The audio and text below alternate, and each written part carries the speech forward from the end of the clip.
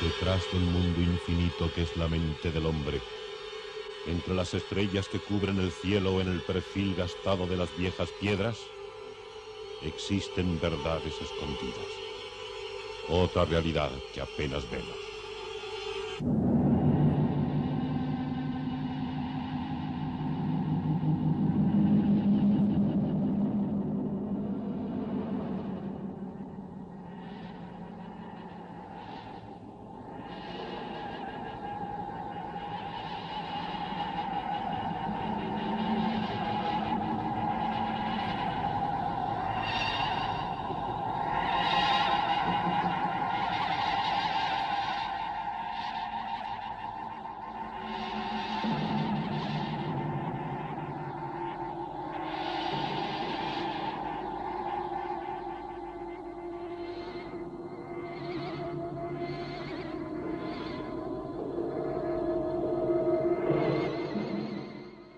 Buenas noches.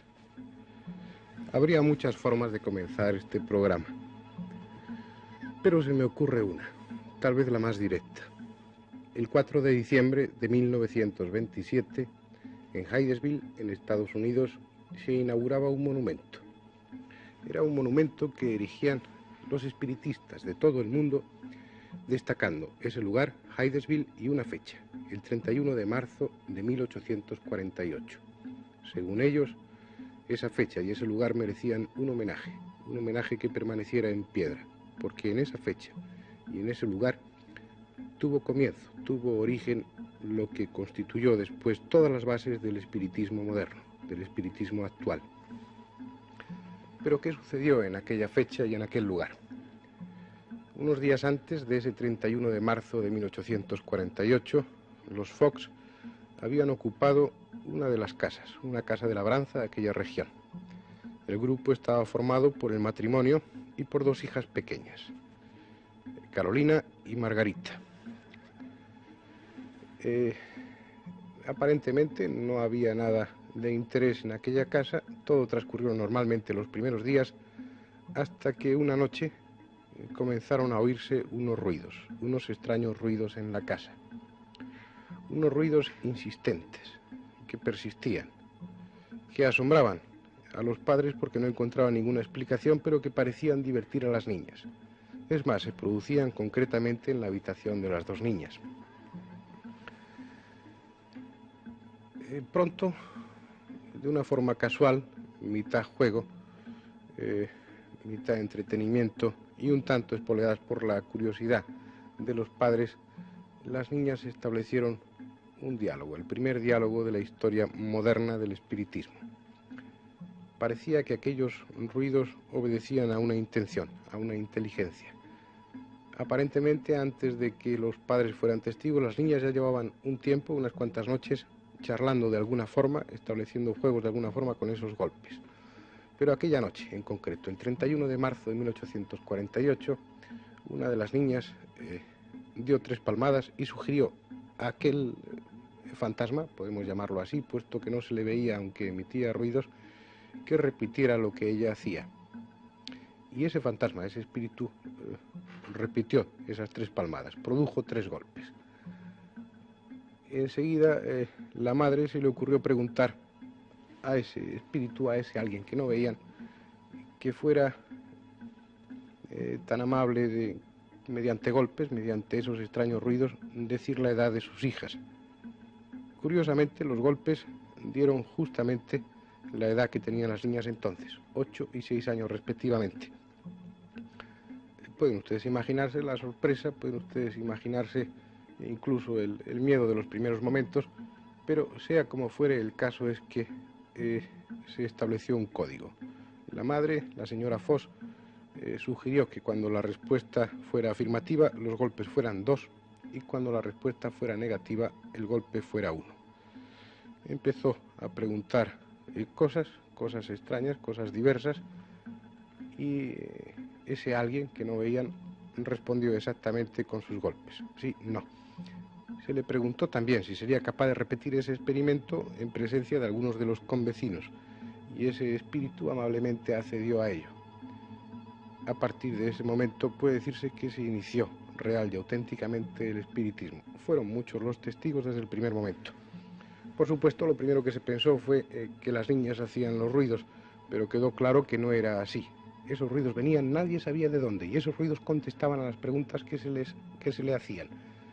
Así se pudo saber, mediante ese código de respuestas, que el espíritu, el presunto espíritu, pertenecía a una persona que había vivido en aquella casa, que a la edad de 31 años había sido asesinada y que de alguna forma permanecía enclavada al lugar del crimen. Lo curioso, lo trascendente, si ustedes quieren, es que eso se pudo comprobar. En los sótanos de la casa se encontró el enterramiento, se encontraron los restos de una persona de unos 31 años de edad, eso no se puede fijar bien, pero de una edad aproximada, que había sido muerta violentamente hacía mucho tiempo. Como es lógico suponer, el asunto trajo muchas consecuencias.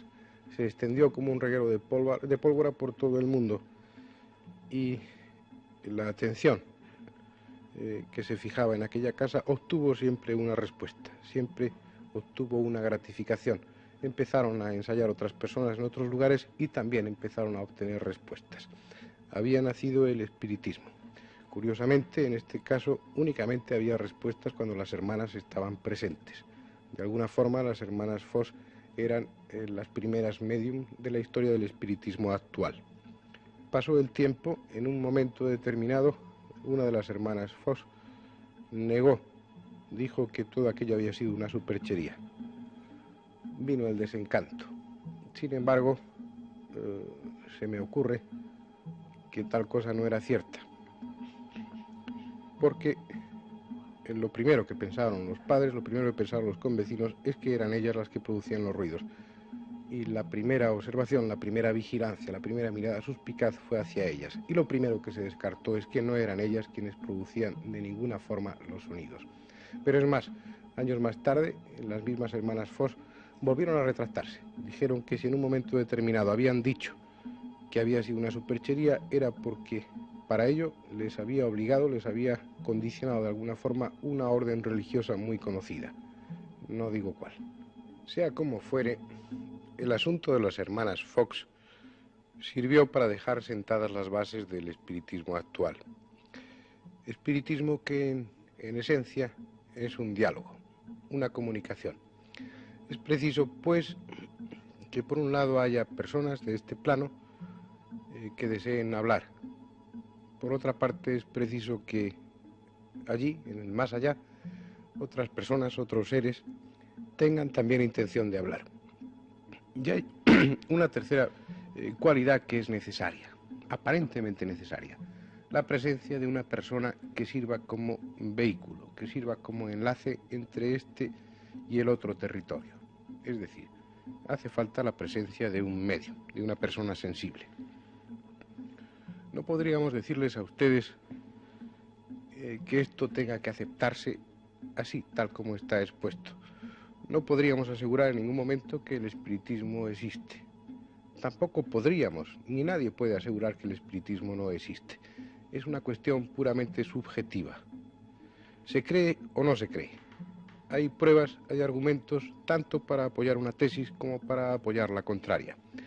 Es frecuente que cuando se hable de este tema, ustedes oigan decir a su interlocutor que el espiritismo es una tontería. Pregúntenle ustedes en cuántas sesiones ha participado. Lo más probable es que haya participado en muy pocas o generalmente en ninguna. En ese caso, de haber alguna tontería, es la que él ha dicho. No se puede opinar, no se puede emitir un juicio sin haber penetrado y profundamente en la cuestión del espiritismo.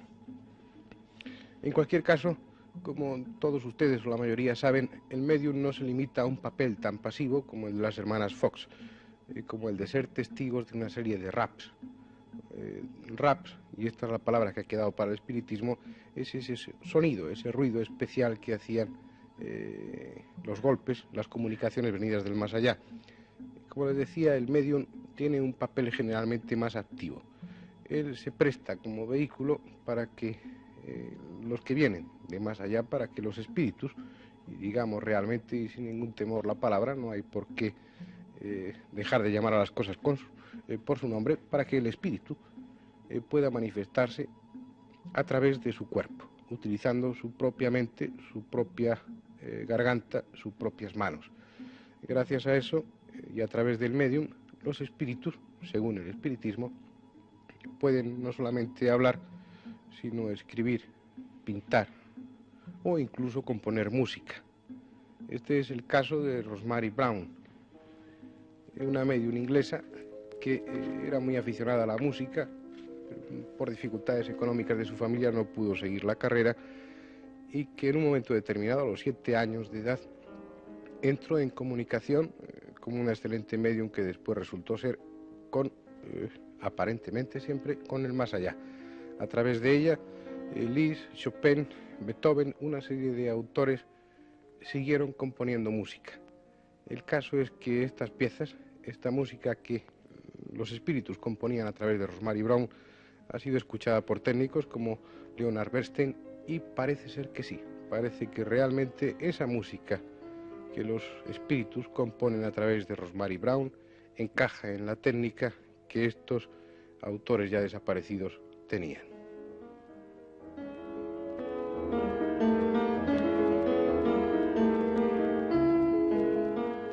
En ocasiones los espíritus utilizan al medium para pintar.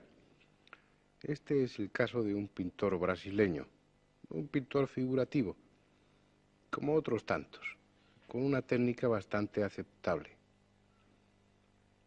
Este pintor, que normalmente hace cuadros de apariencia poco escandalosa, poco sorprendente, en estado de trance, presta sus manos y sus pinceles y, siendo su conciencia totalmente ajena a ello, los espíritus aprovechan esos medios para pintar.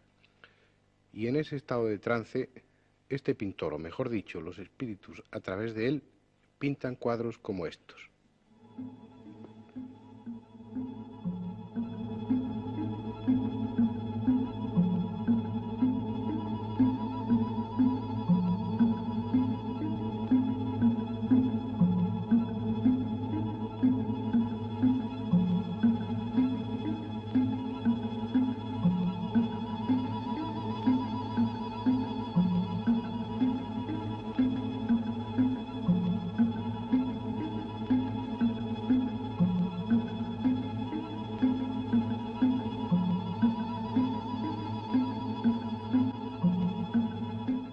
Lo más frecuente no es que pinten, lo más frecuente es que escriban.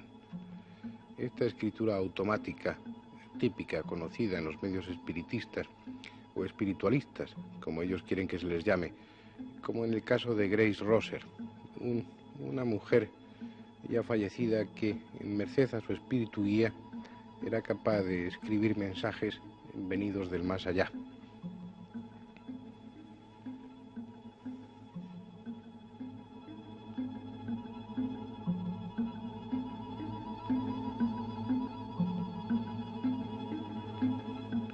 En otras ocasiones, el medium no es pintor, no tiene aficiones literarias y además no queda inconsciente.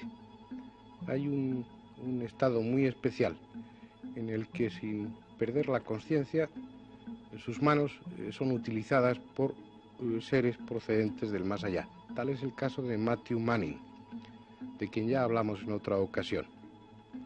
Él está despierto, consciente, se limita a abandonar sus manos. Y estas las utiliza el espíritu de Picasso o de Alberto Durero y dibujan con discutible calidad, es cierto, pero realmente dibujan, cosa que él normalmente no sabe hacer. Es difícil, pese a todo, de creer. Siempre existe la posibilidad de fraude. Si no es así, se puede también echar la culpa al subconsciente. Yo confieso que en casos tan llamativos como estos, uno tiende a desconfiar, pero normalmente no es así.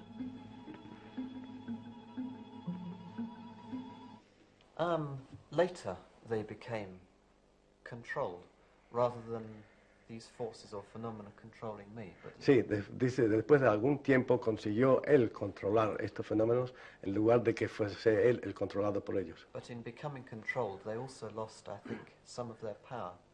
Y en el momento en que consiguió el control sobre ellos, también perdieron estos fenómenos cierto poder, cierta fuerza. Mirando a Matthew Manning, veo que su cabeza pues es como la de cualquier otro ser humano, y me gustaría preguntarle si dentro de su cerebro cree que hay unas ondas o cualquier otra forma de energía diferente al de los demás humanos. Looking at your head, you have a head like everybody else, a very normal head, but he would like to ask you whether you have the feeling or the idea that inside your head there is a special force or there are special waves produced by your brain. I think my head is the same as everybody else's, because I believe that everybody is psychic, but it's just that it needs something to spark it off, if you like. No, él cree que su cabeza también interiormente es igual a la de todos los otros, porque en su opinión todo el mundo es psíquico, como dice, o psychic, como dice en inglés, solo que falta un cierto poder o una cierta fuerza que él tiene que no tienen otros. ¿Cómo es posible que un hombre muerto como el Dr. Penn pueda ayudarle a usted en sus diagnósticos? Now, is it possible that a man who is dead be able to make these diagnoses through you? How do you think it is done? How is it feasible? I don't know how it's done, but I believe that a part of the personality of everybody survives bodily death and continues to exist, and I say No exists. sabe cómo es posible, pero él está convencido que una parte de la personalidad de cada individuo sobrevive la muerte y sigue existiendo y sigue actuando. I say exist rather than live, and I believe that there are certain people, and maybe I'm one of them, who can communicate with this part of the personality which has survived Y death. expresamente usa la palabra existir, no vivir, es decir, que siguen existiendo y que él es una de las personas que tiene esta capacidad o habilidad de sintonizar con estos gentes del pasado. Normalmente, el espiritismo con medium suele ser algo mucho más sencillo, algo mucho más asequible, de tal forma que cualquiera de ustedes puede ser realmente medium sin saberlo.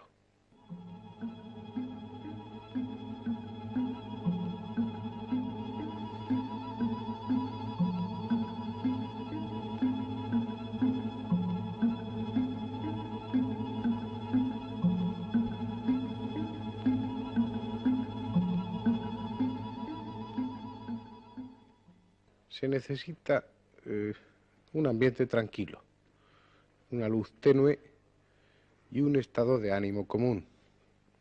Creer en el espiritismo o cuando menos aceptarlo, pensar que ello es posible. Se forma un círculo con la medium, con el medium, y se espera. Normalmente al cabo de 10-15 minutos, tras haber hecho una invocación respetuosa y cálida para que los supuestos espíritus acudan a la sesión, el medium suele caer en trance. Su respiración se hace jadeante, espasmos musculares con más o menos intensidad sacuden su cuerpo y entonces el medium espiritualmente, psíquicamente se va, presta su cuerpo para que sea tomado, sea poseído por los espíritus y estos utilicen el cuerpo para manifestarse. Lo curioso, lo realmente extraño, es que en estas circunstancias los espíritus suelen responder a preguntas, suelen suministrar datos que únicamente serían posibles si realmente se tratase del espíritu de la persona a la que se ha invocado. Es decir, aunque el contenido normalmente o frecuentemente sea poco fiable, sea de dudoso valor, hay circunstancias, hay situaciones en las que el contenido, las respuestas, los informes, los mensajes tienen un significado claro, concreto y que no puede atribuirse al inconsciente o a la simulación. Hay casos en los que no cabe más explicación que esa que casi no nos atrevemos a decir, que realmente en estas sesiones se produzca un contacto con el más allá. Ustedes han visto con frecuencia sesiones de este tipo en el cine, una secuencia, una serie de imágenes tan sugestivamente siniestras como estas. Normalmente las cosas no son tan dramáticas, normalmente todo es mucho más sencillo. En este programa, aunque pierda dramatismo, intentamos siempre proporcionarles a ustedes imágenes concretas, imágenes auténticas, imágenes reales. En este caso también lo hemos intentado así. Hemos hecho una sesión de espiritismo al objeto de poderla filmar y de poderles ofrecer a ustedes imágenes. Es cierto que el inconveniente del ruido, de los focos, de todo ese ambiente que conlleva una filmación, dificulta extraordinariamente un fenómeno tan íntimo, tan recoleto como este del espiritismo. Sin embargo, pese a todo, se han obtenido una serie de imágenes. Ha habido comunicaciones, ha habido un estado de trance, varios estados de trance, y algunos de ellos tienen una aceptable calidad para que podamos mostrárselos a ustedes. Tratamos. Que me ayudes. Pero parece que no se encuentra aquí. Pero... ¿Lo percibes? Sí, pero no puedo llegar a él. Necesito vuestra ayuda. Ayudarme, darme fuerzas para poder llegar a él. Ayudarme. ¿Queréis fuerza? Sí, quiero fuerza para llegar a él. Siente llegar nuestras fuerzas. Sí. Siente que Él te responde. Necesito ayuda vuestra. Pedir por mí. Ayudarme. Te estamos dando la fuerza que estás pidiendo. Veo la luz. Veo la luz. La luz que me lleva. Hermanos, que Dios os rodee de gloria a vosotros también. Y que yo pediré cuando esté en situación de pedir. Pediré por vosotros. No olvidaré nunca lo que habéis hecho por mí, hermanos. Nosotros pediremos por ti también. Sí.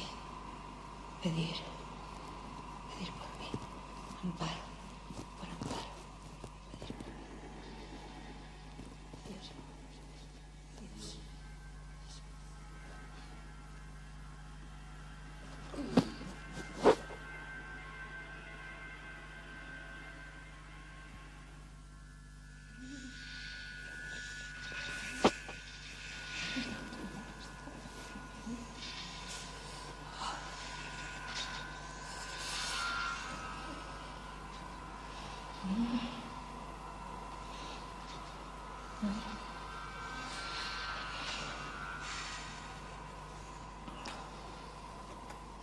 No es posible, y tampoco tengo interés en ello, demostrar en el breve espacio de un programa que el espiritismo existe. Lamentablemente, si ustedes acuden a estas sesiones, solo en contadas ocasiones tendrán la sensación de que se está produciendo un fenómeno que escapa a las leyes naturales. Lo normal es que se plantee la duda. Lo normal es pensar que el medium está simulando, que ha caído en un trance histérico, y solo en contadas ocasiones tendrán la sensación de autenticidad, de que aquello se trata de un auténtico trance mediúnico. Por eso, la próxima vez que hablemos de espiritismo, vamos a tratar de proporcionarles a ustedes los medios para que de una forma privada, familiar, sin contar o sin ser necesaria la colaboración de un medium, ustedes puedan hacer espiritismo. La próxima vez que toquemos el tema, trataremos de que ustedes, por sus propios medios, lleguen a una conclusión.